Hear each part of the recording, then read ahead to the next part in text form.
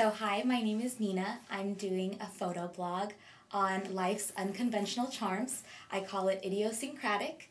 I was walking across the street and in front of me was a conventionally dressed, very orthodoxly dressed Caucasian male, and he was dressed in a suit. It was a black, very nice suit, and he was kind of chit-chatting and kind of chuckling with this homeless man, this African-American homeless man, and they were smiling, and he had at some point reached his hand out to put it on his back. And I wish I had a camera at that moment, and it was such a beautiful moment because at that point class, race, ethnicity, any other kind of intersectional identity didn't matter at that point. It was just two human beings connecting, and it was a beautiful moment, and I wanted to try to capture more of those.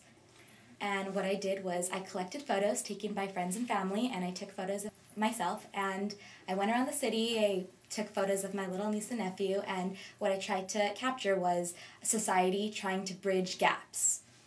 So some ways to get involved with Idiosyncratic blog is to first off, submit photos.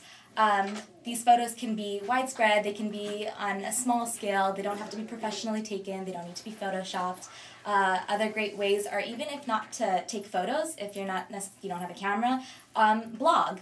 You know, it's an open blog, so you can write about things that you've seen, little moments that you've seen, and you get to capture them, even if it's through a little quote or a little stanza or a big paragraph. But I'm wholeheartedly encouraging people through all walks of life to contribute to this blog, and I think that that's what's going to make it a comprehensive themed blog. It takes different people's interpretations of different ways to bridge the gaps, and they took photos, or they selected photos that they had previously taken that they felt somehow indicated some kind of two different worlds coming together. And it was very interesting because different people have different interpretations of how those gaps are bridged, and that was probably the most rewarding experience to see.